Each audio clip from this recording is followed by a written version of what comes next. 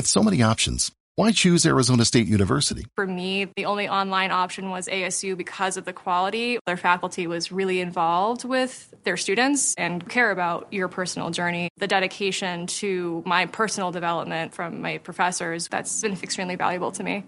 Earn your degree from the nation's most innovative university. Online. That's a degree better. Explore more than 350 plus undergraduate, graduate, and certificate programs at asuonline.asu.edu.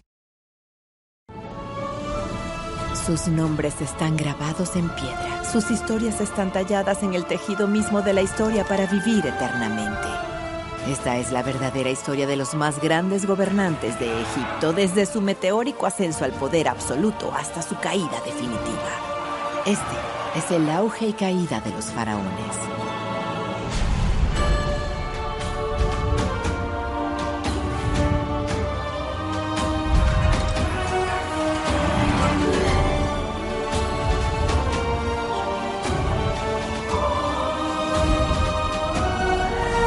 Faraones, ascenso y caída. Mediados del siglo XIV a.C., Egipto, la tierra de los faraones, está sumida en el caos. Los antiguos dioses están siendo destruidos, los templos saqueados. Es una nueva era en la historia de Egipto. Pero no se trata de una invasión de alguna potencia extranjera. Es una revolución. Y en el centro de esta revolución se encuentra el faraón Akenatón. Akenatón era diferente a todos los faraones anteriores debido a su radical devoción por la adoración de un solo dios. A medida que los antiguos dioses son eliminados por Akenatón, son sustituidos por uno solo, Atón. El Atón de Akenatón es un dios universal que lo abarca todo. Es el único dios verdadero, no solo de Egipto, sino del mundo. Bajo el reinado de Akenatón vemos cambios políticos, religiosos y culturales en una profundamente disruptiva escala.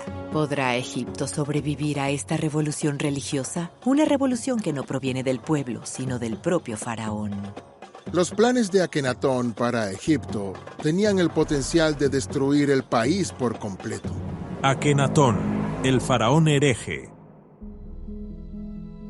Para comprender la revolución de Akenatón, debemos remontarnos a los primeros días del Imperio Nuevo de Egipto, al reinado de la reina Hatshepsut, a mediados del siglo XV a.C., una época en la que la reina de Egipto necesitaba desesperadamente aliados contra sus enemigos políticos. Cuando Hatshepsut recurrió a los sacerdotes de Amón para que la ayudaran a establecer su legitimidad, puso en marcha una serie de acontecimientos. Ella quería contar con su apoyo y a cambio no solo los colmó de regalos y los ayudó a construir este templo de Karnak para convertirlo en una institución gloriosa, sino que también los promovió como confidentes y asesores de su régimen. Lo que significa que se convirtieron en una institución increíblemente influyente. Lo que sucedería a partir de su reinado sería una concentración de riqueza y poder entre el sacerdocio de Amón. Controlaban las tierras, controlaban los alimentos, también dictaban la política. Si querías ir a la guerra o algo así, tenías que consultar a Amón y ver qué decía al respecto. Ayudaban al rey a tomar decisiones, por lo que controlaban mucho más que la religión. También tenían poder político. Los templos siempre fueron importantes para la construcción del poder faraónico, pero debemos reconocer que al ser tan importantes eran instituciones poderosas y suponían una amenaza para el faraón si no se regulaban. Lo que estamos empezando a ver es casi una rivalidad entre la institución que se supone que debe apoyar al faraón y la propia oficina del faraón. Eran el poder rival más influyente de la corte real, ya que eran los que interactuaban a diario con las comunidades. Eran el poder más visible para el pueblo en aquella época. Llegaron a ser tan influyentes que los sucesivos faraones tuvieron que colaborar estrechamente con este complejo de templos para sobrevivir. Y en el centro del complejo del templo se encuentra el culto al dios Amón. El dios principal de la ciudad de Tebas se estaba volviendo cada vez más poderoso en todo Egipto. El dios Amón era el oculto, y a menudo se le pintaba de azul para mostrar que no estaba allí. que no tenía forma, aunque podía tomar una, pero cuando se le representaba, se le dibujaba como un ser humano. Básicamente, se le dibujaba como un rey de Egipto. Amón es realmente una especie de dios del Estado en este periodo. Es el sujeto más estrechamente vinculado a la realeza. Los faraones que sucedieron al reinado de Hatshepsut buscaron aliarse con otros dioses y sacerdocios para frenar el creciente poder del sacerdocio de Amón. Cuando Amenofis II comienza a defender a Ra, un dios de Heliópolis, vemos que podrían estar surgiendo problemas entre la oficina del faraón y el sacerdocio de Amón. El problema solo se agrava con su hijo, Amenofis III. Amenofis III toma el nombre de heredero de Ra.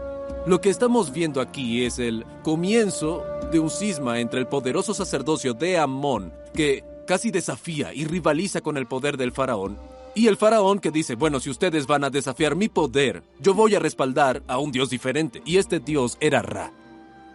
Y es durante esta época cuando comienza a consolidarse la popularidad de uno de los aspectos de Ra, Atón. El dios del sol Ra tiene muchos aspectos, pero los rayos se llamaban Atón. No es una forma física, no es algo que se pueda tocar, es intangible, pero es una deidad que al mismo tiempo está en todas partes. En muchos sentidos, Amenofis III sentó las bases para lo que estaba por venir, promoviendo el culto a Atón, el disco solar. Por ejemplo, tenía una hija a la que llamó Beket Atón, sirvienta de Atón. Bautizó a una división de su ejército como Atón Brillante. Se tomó como epíteto el nombre de Chequen Aten, el resplandor de Atón o el esplendor de Atón. Bautizó con ese nombre a una de sus fortalezas. Así que ya promovía el culto a Atón incluso antes de la llegada de Akenatón. Para las celebraciones de su jubileo, Amenofis III construyó toda una ciudad real llamada Malcata, en la orilla occidental de Tebas. Este era en esencia un gigantesco escenario para la pompa real, con el fin de presentarse como el rey solar. Era un gobernante increíblemente poderoso que gobernaba principalmente a través de medios diplomáticos en lugar de campañas activas y guerras. Su reinado fue el periodo dorado para la construcción de monumentos y ampliaciones de templos, así como la adición de estatuas a los templos. Construyó mucho en la región de Tebas, pero también en otros lugares. En el año 38 de su reinado, Amenofis III muere, pero su principal heredero había fallecido antes que él. Algo bastante común en el antiguo Egipto. Había muchas cosas que podían acabar con tu vida prematuramente. Así que Amenofis IV, o el príncipe, se convertiría en el rey Amenofis IV y tomaría las riendas como faraón. Pero incluso durante su primer año hay indicios de que Amenofis IV sería diferente. Una de las primeras cosas que sabemos que hizo el joven Amenofis IV es que amplió el templo de Karnak, lo cual es lo que se hacía. Todos los reyes quieren contribuir a la construcción de algún tipo de añadido a este templo. Es una especie de algo tradicional, añadir algo a Karnak, porque se quiere dejar huella en este importantísimo centro de culto. Al norte del templo de Karnak se encuentra lo que llaman el recinto de Montu. Es una gran zona dedicada a Montu. Más al sur hay un recinto dedicado a la diosa Mut. Así que tendrá un recinto dedicado a Atón. No hay problema. Amenofis llama a esto Gempa Atón, donde se encuentra Atón. Es un templo extraño, porque en lugar de oscurecerse y estar más silencioso, a medida que se avanza hacia el lugar sagrado, se mantiene luminoso y abierto. Atón es una deidad puramente solar. Su culto se basa en la adoración del sol, y por lo tanto los templos deben permitir que el sol entre en ellos. Esto era totalmente diferente de cualquier otro templo de la época, que tenía un santuario interior destinado a ser un lugar misterioso. Era oscuro, había luz de velas, había incienso. Se trataba de crear una atmósfera de secreto. Estaban cerrados al público. Estaban detrás de altos muros con pilones enormes. Los propios dioses vivían en pequeños santuarios. Se les sacaba, se les bañaba a diario, se les perfumaba con incienso y los sacerdotes les vestían. Se les maquillaba con maquillaje fresco. Pero todo esto ocurría en la semioscuridad. Era algo oculto, algo que se hacía en secreto. Al tener templos abiertos en lugar de estos pequeños lugares oscuros donde los sacerdotes hacían lo suyo, ahora tenemos la posibilidad de que la gente se acerque y pueda celebrar en espacios abiertos. Ofrecía una forma de culto más democrática y unificada, diferente a la que se ofrecía anteriormente. El templo de Genpa Atón, dedicado a Atón, es la primera y no la última señal para Egipto de que Amenofis IV es algo diferente. La siguiente gran conmoción se produce cuando Amenofis IV celebra su fiesta Set.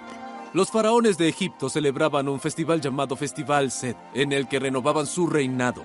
Esto solía ocurrir alrededor del año 30 y luego lo repetían sucesivamente a lo largo de los años para demostrar que aún eran aptos y lo suficientemente fuertes para ser faraones. Aunque lleva 30 años en el trono, aún está vigoroso, aún puede correr, aún puede levantar pesas, aún es fuerte. Un rey que llega al trono a los 20 años, cuando cumple 50, debe demostrar que está en forma. Por lo tanto, es inusual que Amenofis IV lo hiciera tan pronto en su reinado. Celebra un festival Set tras solo unos años en el trono. Quizás aún no ha cumplido 20. También celebra un festival Set muy diferente a los de sus predecesores. Por ejemplo, no hay constancia de que Amenofis IV realizara ninguna prueba física de fuerza. No se sometió a ningún reto físico. Hizo que otras personas realizaran los rituales que normalmente realizaba el rey. ¿Por qué no lo hizo él? El festival Set de Amenofis IV también marca otro cambio. Es el mismo festival que gira en torno a Amenofis IV, su esposa Nefertiti y el dios Atón. En las primeras representaciones de Atón, esta es la imagen típica de Ra, un ser humano con cabeza de halcón y el disco solar sobre la cabeza. Pero cuando llegamos al reinado de Amenofis IV, él retrata a Atón simplemente como un disco solar con rayos que irradian de él y manos en la parte inferior de esos rayos, mostrando simbólicamente cómo la luz toca e interactúa con el mundo. Cualquier imagen de él antropomórfica ha desaparecido. Es más directo. Cualquier persona, incluso aquellas que carecen de educación, que son la mayoría de la población, pueden entender fácilmente el simbolismo visual y la función que se supone que debe desempeñar. Vemos un verdadero distanciamiento de esta antropomorfización de la divinidad, pero está siendo sustituida por algo aún más poderoso. Piensa en lo que representan los rayos, piensa en la experiencia de sentirlos. Es algo que se siente, resuena en el mundo que les rodea, da forma a sus vidas, les da vida. Así que hay algo en esta nueva imagen de la deidad que transmite una existencia trascendente, poder, algo inefable. Y cuando ves esta imagen piensas, oh, qué bonita imagen de Dios. Y luego te das cuenta de que las manos solo tocan a Akenatón y más tarde tocan a Nefertiti.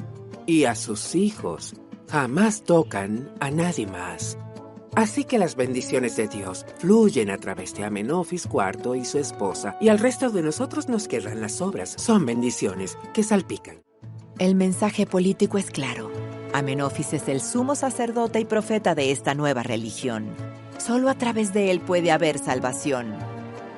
Por este hecho, Amenofis cree que Egipto ya no necesita el sacerdocio de ningún dios, especialmente uno tan poderoso como el sacerdocio de Amón, que pudiera amenazar la posición de Atón. El siguiente paso de Amenofis IV en su fervor por el cambio marcaría el inicio de su revolución en Egipto. En Egipto, los nombres son muy importantes, significan algo, ¿cierto? Y Amofis significa Amón está satisfecho. Si ya no puedes creer en Amón, no adoras a Amón, no quieres tener su nombre en tu nombre. Así funcionaba. Así que tienes que inventarte un nombre nuevo. Por eso elige Akenatón, y Akenatón significa amado de Atón. Es muy significativo mostrar que no solo eres un seguidor de un dios, sino que realmente has sido elegido por ese Dios, porque lo que eso dice es que tienes un propósito que te ha sido encomendado por lo divino, tienes una responsabilidad que te ha sido dada por ese Dios. Eso significa que has sido elevado por encima de todos los demás. Y está tan obsesionado con su nuevo nombre que ha borrado el nombre de Amón en todo el país, incluso en el nombre de su padre. Si vas al templo de Luxor y miras hacia arriba, puedes ver lugares donde se ve el nombre de Otep. Pero el de Amón ha sido borrado. Alguien tuvo que subir allí a un andamio con una cuerda y borrar un nombre que estaba grabado en piedra. Los sacerdotes de Amón debieron quedar conmocionados y horrorizados. Y se avecinan más cambios. La otra forma de hacer irrelevante al sacerdocio de Amón es trasladando la tienda a otro lugar, porque Tebas está demasiado saturada con el sacerdocio de Amón y todo lo que tienen entre manos, así que traslada la capital y la traslada al centro de Egipto. Marca los límites de una nueva ciudad. Hace que la gente venga y construya nuevos edificios. Construyen templos para Atón, un palacio para él, y la llamaron Ajetatón, el horizonte de Atón. La llamamos Amarna, que es más fácil de pronunciar. Los visitantes del lugar donde se construyó esta ciudad dicen que el sol sale entre dos colinas, de modo que parece el jeroglífico de Atón cuando sale por el este. Así que está preparando el nuevo escenario para su nueva religión, al igual que hizo su padre en Malcata con las deidades solares más tradicionales, pero lo está haciendo en un lugar totalmente inédito para su nueva deidad solar.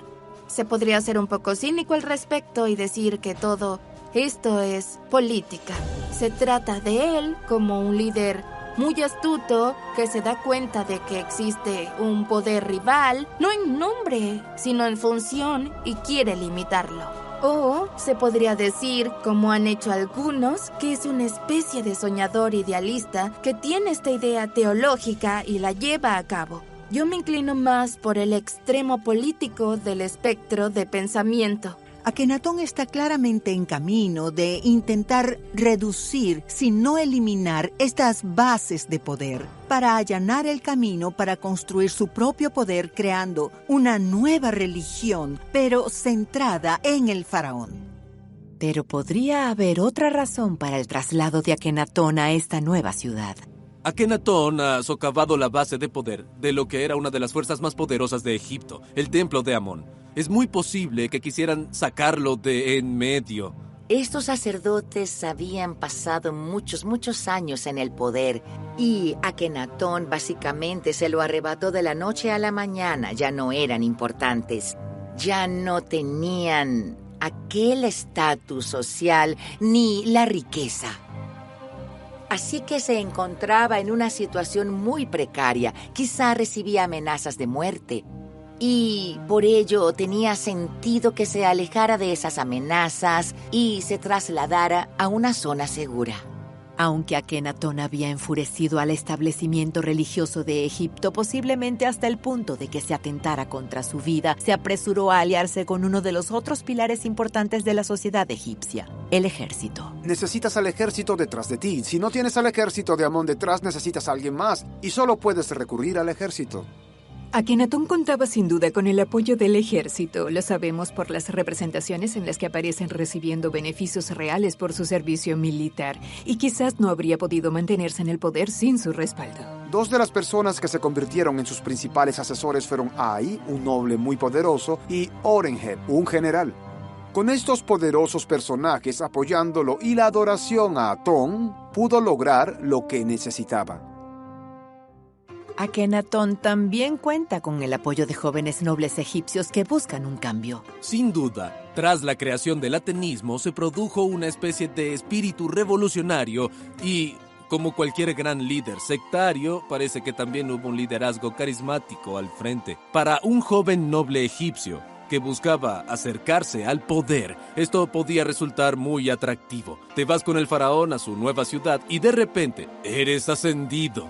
Tienes la oportunidad de ascender en la administración, de ser promovido a puestos más altos de los que podrías haber alcanzado de otra manera, porque ciertas personas ya no están y hay espacio para gente nueva en la escena. Puedes decir, oh, sí, alabamos a Atón. Entonces Akenatón te nombrará para puestos importantes. Entonces, es mejor para tu carrera.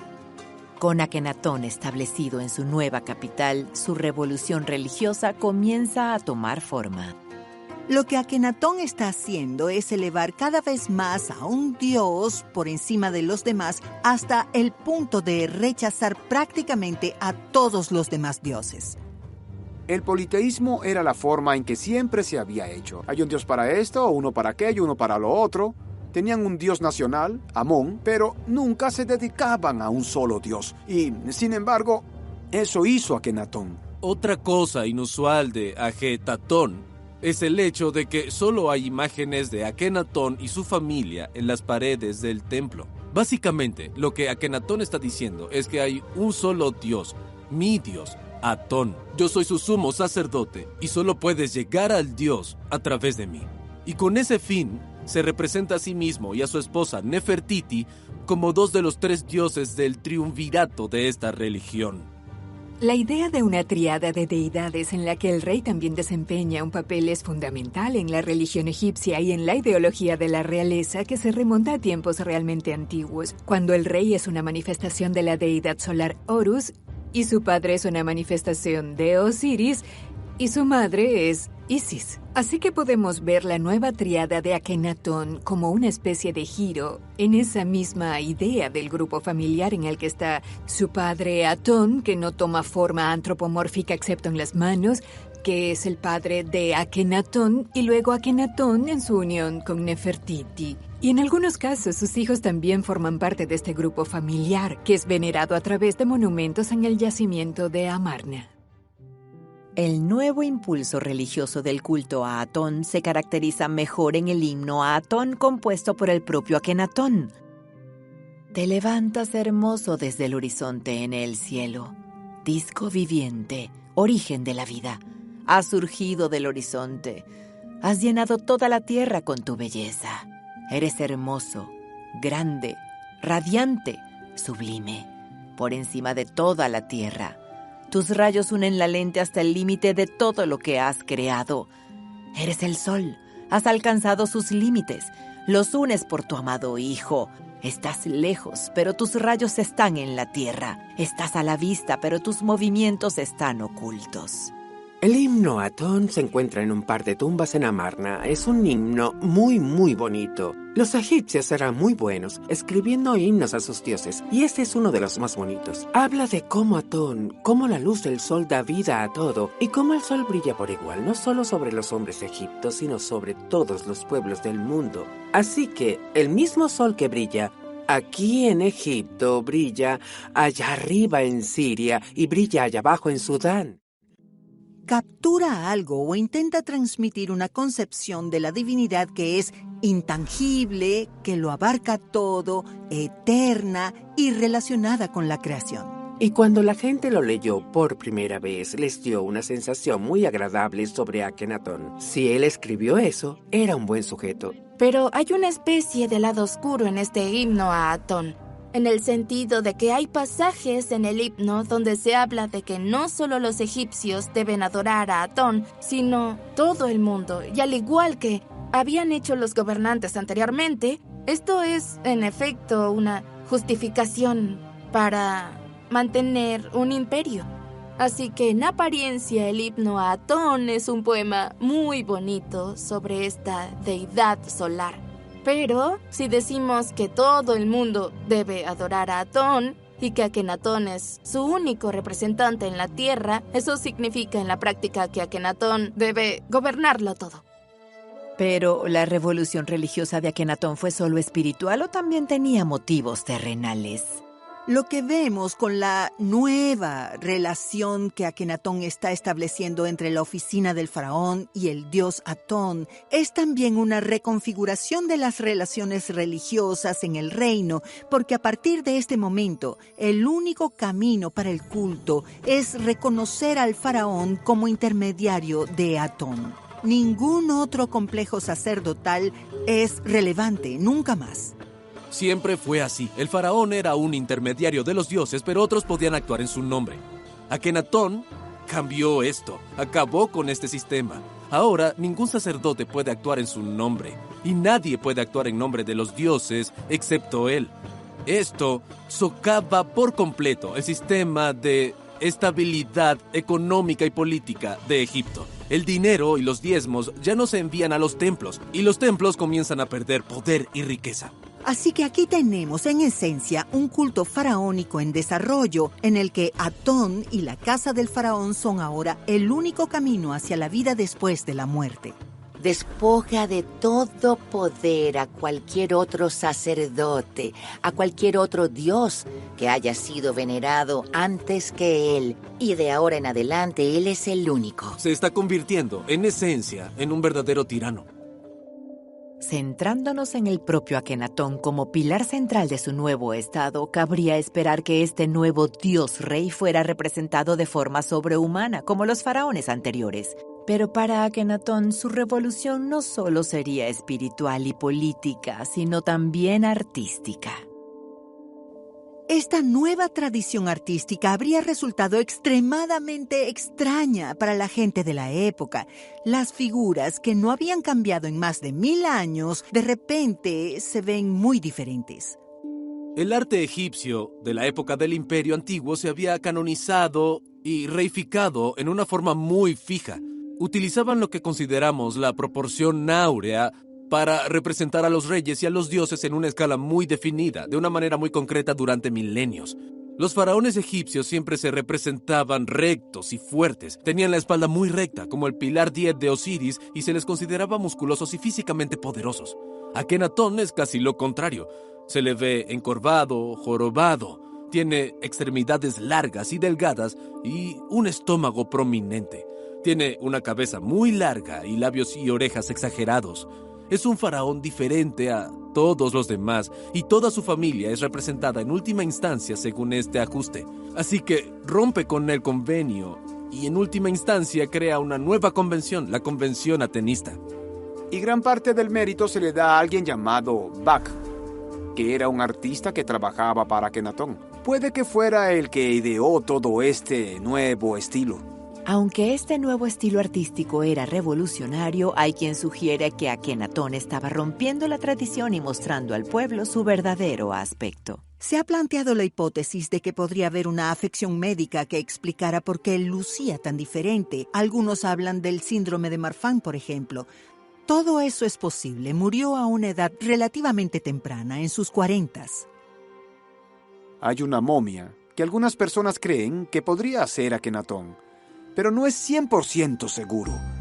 Y la momia tiene un aspecto normal, así que si es su momia, entonces parece que tal vez sea solo el arte. Un ejemplo poderoso del arte de este periodo son las colosales estatuas de Akenatón en Karnak Oriental.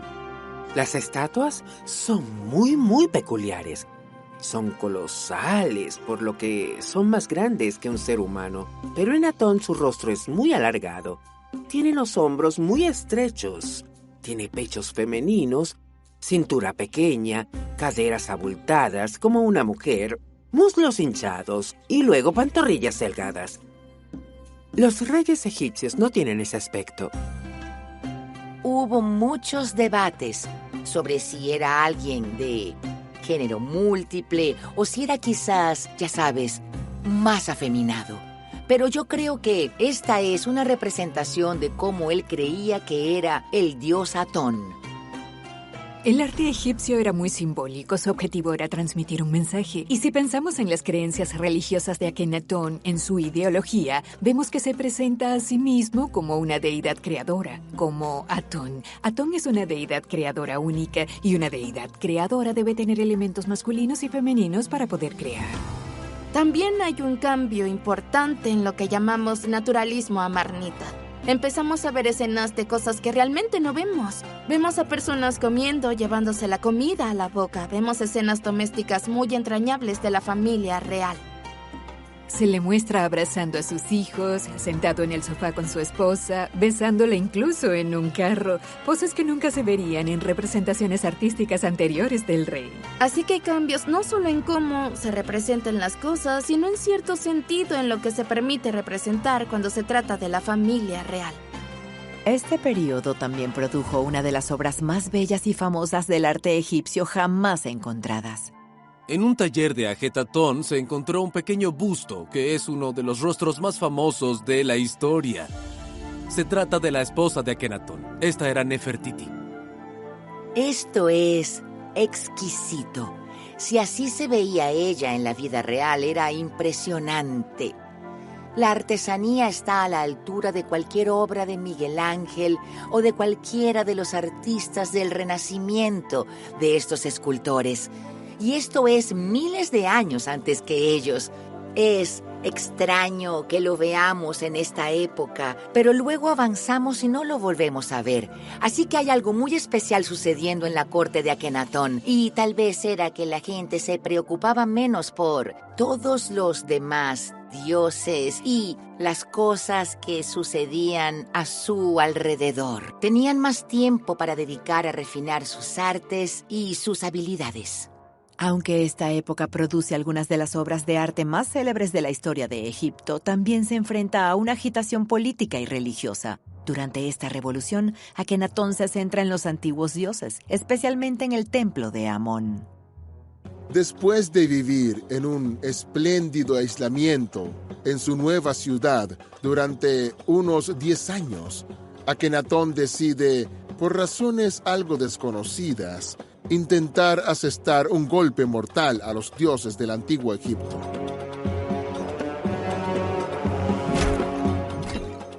Dio la orden de destruir los templos, de romper los ídolos y de borrar sus nombres de los grabados. Incluso cosas como los amuletos que la gente llevaba alrededor del cuello. Alguien decía, déjame ver ese, y borraba el nombre del dios Amón. Eso sí que es fanatismo. Así que estas redadas tenían un doble propósito. Por un lado, conseguían destruir las imágenes de los dioses rivales. Por otro lado, se quedaba con todos los recursos de estos templos para él. Esta habría sido una forma muy eficaz de seguir financiando su ciudad de Ajetatón. Y no solo deja sin trabajo a los sacerdotes, no solo cierra los templos, asesina a los sacerdotes que intentan proteger a los dioses que veneran. Tenemos que ver esto como un deliberado esfuerzo por eliminar los obstáculos a su poder. Este es un final potencialmente horrible para la religión de Egipto que había existido durante milenios. Creo que la razón por la que tardó tanto en atacar el templo de Amón y el sacerdocio es porque, en primer lugar, necesitaba saber que podía salirse con la suya. Quería ir tras ellos porque eran los que tenían el poder. Así que hay que deshacerse de los principales rivales. Creo que esa fue siempre su intención, pero no se puede hacer hasta que todas las piezas estén en su sitio. Y quizás la gente tarda un tiempo en darse cuenta de lo que realmente está haciendo. En política uno piensa, bueno, no van a hacer algo así tan estúpido. Tampoco van a llegar tan lejos. Y entonces el dictador en cuestión llega hasta allí. En la nueva capital de Akenatón, Ajetatón, se imponía estrictamente el culto a Atón. Los que no se sometían a la voluntad de Akenatón eran castigados. La religión egipcia es realmente inseparable de la vida en el antiguo Egipto. No solo de la política, sino también de la vida cotidiana. Era la forma de vida de la gente y ahora se esperaba que cambiara radicalmente. Creemos que quizá fue una época bastante paranoica de represión brutal de las creencias religiosas por parte de Akenatón. Una de las cosas más extrañas y heréticas de Akenatón es que ya no se podía adorar a los dioses domésticos. No se podía rezar a Hathor. Él desapareció. Entonces, ¿a quién rezaban? Podían rezar a Nefertiti. Podían rezar a Akenatón. No podían rezar a Atón, porque Atón solo les hablaba a ellos. Los habitantes de su nueva capital, Ajetatón, y el pueblo de todo Egipto se esfuerzan por aceptar el nuevo orden de Akenatón, alabándolo en declaraciones públicas. Pero en privado, muchos creen que la represión de Akenatón hacia los dioses es un gran sacrilegio y un horror. Esta creencia es compartida por muchos en Egipto, pero rara vez se expresa en público por miedo. Sin duda, hay aspectos de su reinado que infundían miedo a la población. No era una especie de hippie amante de la paz, ¿verdad? Promulgó rituales que implicaban mutilaciones físicas repetidas. Se han encontrado escápulas de cerdos y humanos que muestran heridas repetidas de lanza. Así que había personas que eran atravesadas con lanzas y luego de que se curaban eran atravesadas de nuevo, quizás en un contexto ceremonial. Akenatón trataba muy mal a sus trabajadores. Morían muy jóvenes, morían miserablemente e incluso parece que inventó nuevos tipos de tortura. No era un tipo agradable y esa ciudad se construyó sobre sangre. Hay una representación muy interesante de un festival, un momento de devoción al faraón. A primera vista parece bastante tradicional. Vemos a la gente reunida alrededor del faraón, que es una figura enorme, y parece que lo están adorando, o al menos mostrándole devoción. Pero detrás de ellos vemos soldados con garrotes, lo que sugiere que podría tratarse de una escena central. ¿Quién creó esta obra de arte? No podemos saberlo, pero sí sugiere que sus cambios no fueron bien recibidos por todos en la sociedad egipcia. Y lo que es realmente interesante es que Amarna en Ajetatón se muestra al ejército y a la policía acompañando al rey a todas partes. Siempre están cerca. Algunos han especulado que esta presencia constante de la policía y el ejército podría ser también una forma de prevenir atentados contra la vida de Akenatón por parte de una población que quizá no estaba tan contenta con estos cambios o con el trato que recibía bajo el mandato de Akenatón, como él quería hacernos creer. Mientras que la revolución de Akenatón se centra en el propio Egipto, se descuida la relación del faraón con el mundo exterior. Parece haber indicios de que Akenatón estaba tan consumido por sus políticas religiosas que no le importaban mucho otras cosas. Sin duda descuidaba la diplomacia. Por ejemplo, tenemos al rey de Mitanni, Tushratta, enviando muchos mensajes a Akenatón. En aquellos días era muy habitual que los reyes se hicieran regalos, como en nuestro país, donde tú me das esto y yo te doy aquello. Y Tushratta se quejó: tu padre me dio mucho más, tú no me das nada. Cosas así. Tushratta llegó incluso a escribir una carta a la madre de Akenatón quejándose de esto. No me da nada. Yo le doy 10 veces más de lo que él me da a mí. ¿Dónde están mis regalos? No veo mis regalos. No es como los faraones anteriores que intentaban desarrollar relaciones o conquistar otras regiones. Realmente parece muy perezoso en lo que se refiere a molestarse con cualquier tipo de diplomacia. Creo que lo que sucede es que se sentía superior y que todo el mundo debería inclinarse ante él, por lo que no necesitaba ocuparse de la diplomacia. La negligencia de Akenatón en los asuntos exteriores frena la riqueza comercial de Egipto, pero es su revolución religiosa la que está tomando un número de víctimas en la economía egipcia, una economía que estaba profundamente conectada con su establecimiento religioso. Una amenaza a los templos supone una amenaza para todo el Estado, ya que estos eran los principales cimientos del Estado. Si pensamos en un templo como Karnak, necesitaba una enorme cantidad de flores cada día. No nos imaginamos sus templos llenos de flores, pero lo estaban. Habían los ramos más hermosos y fragantes que se puedan imaginar. Alguien cultivaba esas flores. Alguien las recogía, las empaquetaba, las arreglaba, las llevaba al templo, las colocaba. Esa gente se quedó sin trabajo. El templo tenía sacrificios todos los días. Todos esos gansos, los patos que se llevaban al templo y se sacrificaban, los toros que se llevaban, ovejas que alimentaban a sacerdotes, esos animales. Ese mercado desapareció. Ya no hay nadie que compre esas cosas. ¿Qué pasa con los agricultores y pastores de allí? Con los granjeros que solían traer verduras para poner en los altares. A menos que se haya mudado a Ajetatón, la ciudad no tiene nada que hacer. Debe estar sumida en una grave pobreza. Alrededor del año 1337 a.C., la peste asola Egipto y Akenatón se retira de la vida pública. En su lugar, su corregente, la reina Nefertiti, toma las riendas de Egipto. A lo largo del reinado de Akenatón, su esposa Nefertiti le ha apoyado de forma silenciosa, pero bastante visible. Ella aparece representada junto a él y a los miembros de su familia en muchos relieves y estelas. Nefertiti tiene claramente un muy importante rol. Por las imágenes podemos ver que Akenatón la consideraba su igual. Nefertiti era tan importante para el proyecto nacional de Akenatón que incluso la convirtió en miembro de la tríada de dioses adorados en la religión de Atón. Nefertiti es una figura realmente interesante en lo que respecta a las mujeres de la realeza egipcia. A lo largo de la dinastía 18 hubo muchas mujeres poderosas en la familia real. Eso no es nada nuevo, pero con Nefertiti vemos una situación sin precedentes. Por ejemplo, a veces se la representa con el motivo tradicional del golpe en la que sujeta a sus enemigos por el cabello y está a punto de golpearles en la cabeza con un arma. Esto es algo que solo se ve hacer al rey. Pero la corregencia de Nefertiti sería efímera. Pronto moriría y después de ella, el propio Akenatón. ¿Cómo? ¿Qué? ¿Un dios murió? ¿Cómo es eso posible? Hasta el día de hoy hay preguntas sobre la muerte de Akenatón. ¿Murió el dios rey de causas naturales o fue algo más siniestro? Con Akenatón muerto, ¿qué será de su revolución?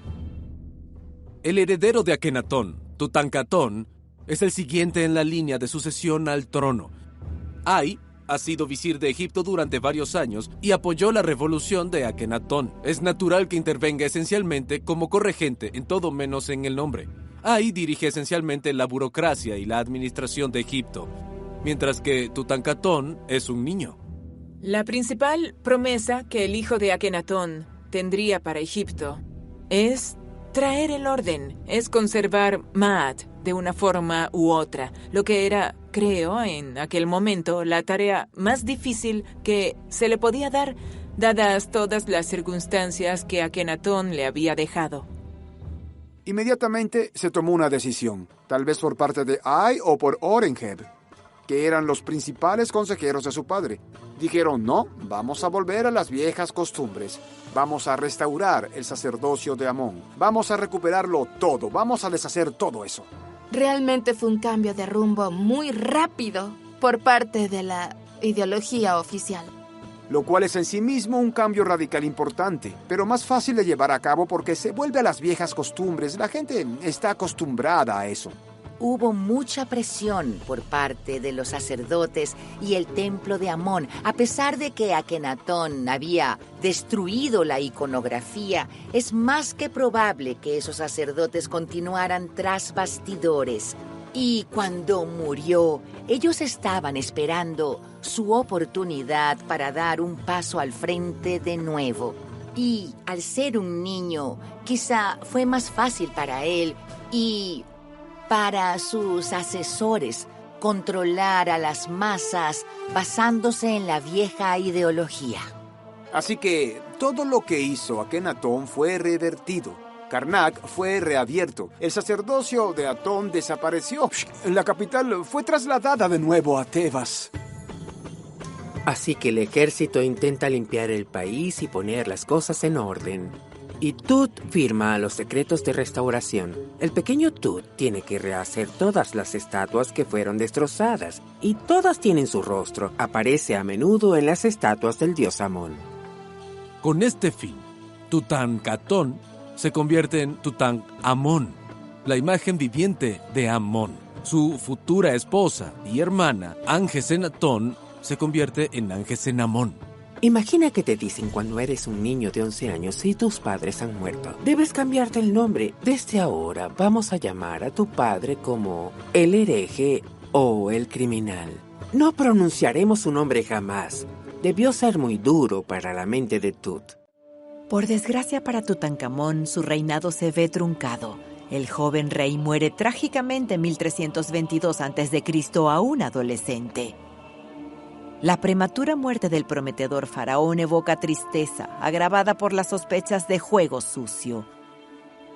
Un hombre, Ay, leal administrador de Akenatón y tutor de Tutankamón, tienen mucho que ganar con la muerte de este. Cuando Tutankamón muere, deja atrás a su media hermana y esposa, Anjesenamón. Ella se encuentra en una posición muy precaria. Su esposo ha muerto y hay alguien más que realmente ansía el poder y haría todo para conseguirlo. Y ese es Ay. Anjesenamón no quiere casarse con Ay. Ay quiere ser el faraón. Ella no quiere casarse con él. Es un anciano. Así que, sin que Ay lo sepa, ella envía una carta. Nada menos que a Suppiluliuma, rey de los hititas. Y le dice, quiero casarme con tu hijo. Ahora bien, para Suppiluliuma esto es demasiado bueno. ¿Cómo qué, mi hijo? Creo que se llamaba Sanansa. ¿Él será rey de Egipto? ¿Será el próximo faraón? Ella le respondió, sí. Esto es algo totalmente inaudito. El faraón egipcio podía tener esposas extranjeras y a menudo consolidaba las relaciones diplomáticas de esa manera. Pero la idea de que un hijo extranjero viniera a sentarse en el trono de Egipto era realmente algo impactante. Así que, seguido por un séquito, Sanansa viajó a Egipto para casarse con Angesenamón y tan pronto como llega a la frontera, muere en circunstancias misteriosas y Ay se casa con Angesenamón y estoy seguro de que ella no estaba muy contenta. Sin embargo, el reinado de Ay es efímero. Su muerte no está bien documentada y no hay registros que indiquen un juego sucio o un final violento. No obstante, algunos pueden creer que es otra víctima de la política del poder faraónico. Tras la muerte de Ay, tenemos al antiguo general de Tutankamón, Horemheb, ocupando el trono. Se trata de otra persona sin derecho real al trono, pero que acaba siendo coronado. Horemheb era un líder militar muy respetado en Egipto, pero necesitaba otro pilar de la sociedad egipcia para hacerse con el trono y mantenerlo, la religión. Su forma de legitimar su reinado es mediante la vinculación a ese dios más tradicional, Amón, y logra esto organizando su coronación en el festival anual de Opet. El Festival de Opet era una gran fiesta de importancia nacional que se celebraba cada año en Tebas, donde los santuarios de Amón, Mut y Khonsu eran llevados en procesión desde el templo de Karnak hasta el templo de Luxor y viceversa en estas grandes procesiones festivas. El festival duraba varios días. Al celebrar su coronación en el Festival de Opet, y afirmar que en realidad el oráculo del dios Amón lo había elegido, queriendo decir, miren, aquí estoy en el trono y estoy aquí porque el dios Amón quiere que esté aquí. Con Horemheb en el poder gracias a las autoridades religiosas tradicionales, les pagaría con la misma moneda, con la destrucción de su mayor enemigo. Está muy claro que hizo una alianza, un trato con los sacerdotes del complejo del templo de Amón y que no solo consiste en restaurar su poder, sino también en borrar cualquier evidencia de que el culto a Akenatón existió. Horemheb borra los nombres de Akenatón, Tutankamón y Ay de los registros. Los elimina de cualquier tipo de documentación escrita, de cualquier imagen, de cualquier tipo de estela, de cualquier cosa en la que aparezca su nombre o su imagen. Hace desmantelar los templos de Akenatón en Tebas, el Genpaatón y los demás. Como son pequeños ladrillos, es bastante fácil desmontarlos. Los hace extraer y se utilizan como relleno para los nuevos pilones que está construyendo en Karnak. Destruye todo rastro de Atón, incluida la propia Aketatón. Sus cimientos son arrasados. Queda enterrada. Incluso la tumba real de Akenatón fue profanada. Las imágenes de las paredes y del sarcófago quedaron gravemente dañadas. Su cuerpo fue trasladado al Valle de los Reyes, donde se encontró una momia, que se cree que es la de Akenatón. El rostro del ataúd fue destruido y se borró el nombre inscrito. Akenatón debe ser olvidado por toda la eternidad y es tarea de Horemheb asegurarse de que así sea. La gran ironía de todo esto es que se conserva gran parte del periodo de Amarna, a pesar de los intentos de borrar la memoria de Akenatón tras su muerte. Y en parte, gracias al lugar que eligió para establecer su capital, en su mayor parte en el desierto. Es un lugar ideal para conservar cosas. Es agradable y seco y fue abandonado casi inmediatamente después de los 2 breves reinados que siguieron a su muerte. El yacimiento de Amarna es especial porque realmente corresponde a un único periodo. Se construyó, se ocupó y luego se abandonó en gran parte en un periodo de tiempo bastante corto. Por lo tanto, los yacimientos arqueológicos son relativamente accesibles. No hay mucho construido encima. Hay algunos asentamientos modernos que se superponen a los antiguos, pero en su mayor parte Amarna es como un libro abierto. Tenemos toda una capital conservada con muchos documentos, palacios, templos, carreteras, casas. Todo esto se puede encontrar en Amarna. Es un yacimiento increíble para comprender gran parte de la vida egipcia, no solo lo que ocurrió políticamente en ese periodo.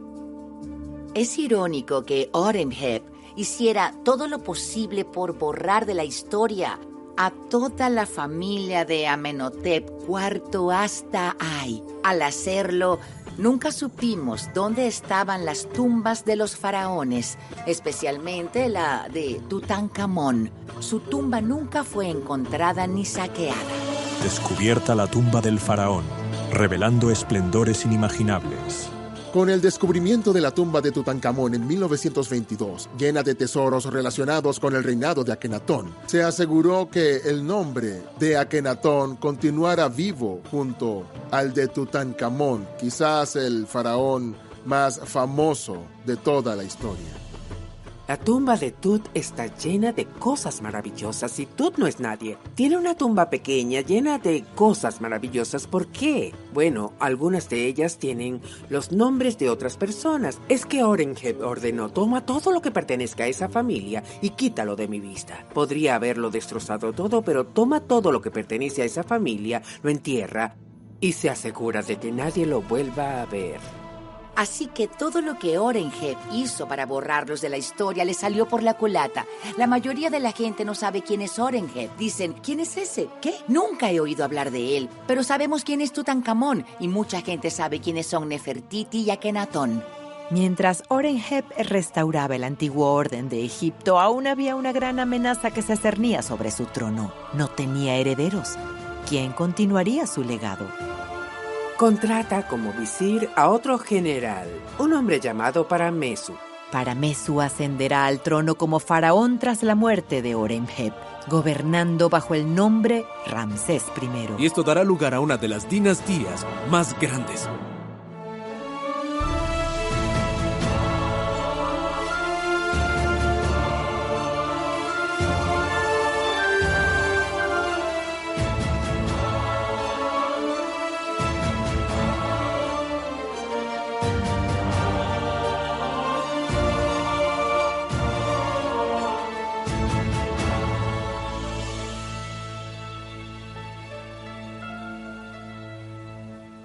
Weight loss solutions are not one size fits all. Hers makes it simpler to get started and stick with a weight loss plan, backed by expert-guided online care that puts your weight loss goals first. These include oral medication kits or compounded GLP-1 injections. Through Hers, pricing for oral medication kits start at just $69 a month for a 10-month plan when paid in full upfront. No hidden fees, no membership fees. You shouldn't have to go out of your way to feel like yourself. Hers brings expert care straight to you with 100% online access to personalized treatment plans that put your goals first. Reach your weight loss goals with help through Hers. Get started at forhers.com/4u to access affordable, doctor-trusted weight loss plans. That's forhers.com/4u, forhers.com/4u. Paid for by Hims and Hers Health. Weight loss by Hers is not available everywhere. Compounded products are not FDA approved or verified for safety, effectiveness, or quality. Prescription required. Restrictions at forhers.com apply.